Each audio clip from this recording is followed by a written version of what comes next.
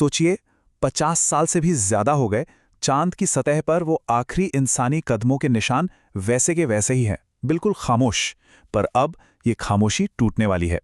Artemis mission के साथ हम सिर्फ वापस नहीं जा रहे हैं, नहीं, ये उससे कहीं ज्यादा बड़ा है। ये खोज के एक बिल्कुल नए दौर की शुरुआत है।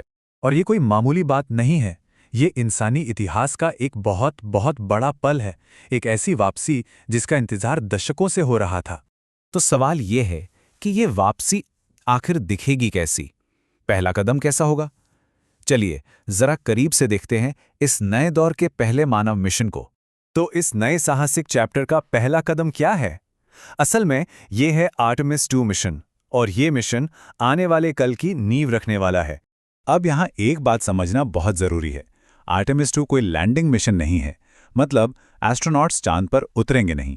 ये दरअसल एक 10 दिन की यात्रा है, चांद के चारों ओर और फिर वापस। इसे एक बहुत ही जरूरी ऑर्बिटल टेस्ट फ्लाइट समझिए। मिशन का मकसद ये साबित करना है कि हमारी टेक्नोलॉजी गहरे अंतरिक्ष की लंबी और खतरनाक यात्रा के लिए तैयार है या नहीं। तो फिर वो कौन सी कमाल की टेक्नोलॉजी है जो इस असाधारण सफर को मुमकिन बना रही है? चलिए देखते हैं।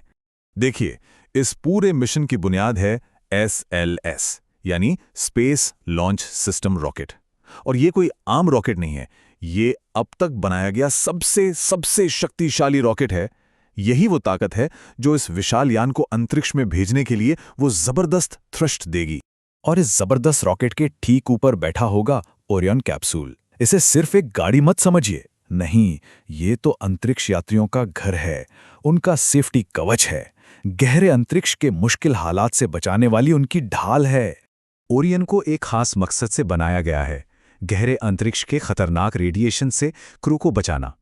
देखिए, जैसे ही हम पृथ्वी के सुरक्षा कवच मतलब मैग्नेटिक फील्ड से बाहर निकलते हैं, ये रेडिएशन कई गुना बढ़ जाता है और ये इंसानों के लिए जानलेवा हो सकता है। तो ओरियन की ये शील्डिंग बहुत जरूरी है। चले अब जरा इस मिशन के स्केल की बात करते हैं, मतलब कितनी दूर, कितनी तेज, और ये आंकड़े सच में हैरान कर देने वाले हैं। 3,70,000 किलोमीटर। क्रू पृथ्वी से इतनी दूर जाएगा? सोचिए जरा, 1970 के अपोलो मिशन के बाद से किसी भी इंसान ने इतनी लंबी दूरी तय नहीं की है। और वापसी का सफर, वो तो और भी कमाल का है। जब ये कैप्सूल पृथ्वी के एटमॉस्फेयर में दोबारा एंट्री करेगा तो इसकी रफ्तार 40,000 किलोमीटर प्रति घंटा तक पहुंच जाएगी। ये तो अविश्वसनीय है। और इतनी तेज रफ्तार का मतलब है जबरदस्त गर्मी। कैप्सूल की जो हीट शील्ड है उसे लगभग 2800 डिग्री सेल्सियस का तापमान झेलना पड़ेगा। इसे ऐसे समझिए, ये सूरज की सतह के आधे से भी ज्यादा तापमान है। इसी शील्ड पर सब कुछ निर्भर करता है। लेकिन ये कमाल की टेक्नोलॉजी, ये तो कहानी का सिर्फ एक हिस्सा है। असली कहानी तो उन लोगों की है जो इस मिशन को अंजाम देंगे। चलिए मिलते हैं उस ऐतिहासिक क्रू से। देखिए, ये मिशन सिर्फ टेक्नोलॉजी का टेस्ट नहीं है, ये इतिहास बनाने के बारे में है। और ये बात इस मिशन के क्रू को देखकर साफ हो जाती है, एक ऐसा क्रू जो पूरी इंसानियत की नुमाइंदगी करता है। इस क्रू में कई फर्स्ट्स हैं। इसमें शामिल हैं क्रिस्टीना कोच, जो चांद के मिशन पर जाने वाली पहली महिला बनेंगी, और विक्टर ग्लोवर, जो चांद के मिशन पर जाने वाले पहले अश्वेत व्यक्ति होंगे। ये वाकई में इतिहास बनते हुए दिखने जैसा है। तो आर्टेमिस 2 एक बहुत जरूरी कदम है, पर यह मंजिल नहीं है, ये तो बस शुरुआत है। चलिए देखते हैं कि इसकी कामयाबी आगे किन दरवाजों को खोलने वाली है। आर्टेमिस 2 की कामयाबी सीधे सीधे आर्टेमिस 3 से जुड़ी है। इसे ऐसे देखिए, पहला कदम आर्टेमिस 2 चांद का चक्कर लगाकर सब कुछ टेस्ट करेगा, और जब सब ठीक रहा तो अगला कदम होगा आर्टेमिस 3 यानी चांद पर लैंडिंग। और आर्टेमिस 3 का जो सबसे बड़ा मानवीय लक्ष्य है वो बिल्कुल साफ है और बहुत शक्तिशाली है, चांद की सतह पर पहली महिला को उतारना।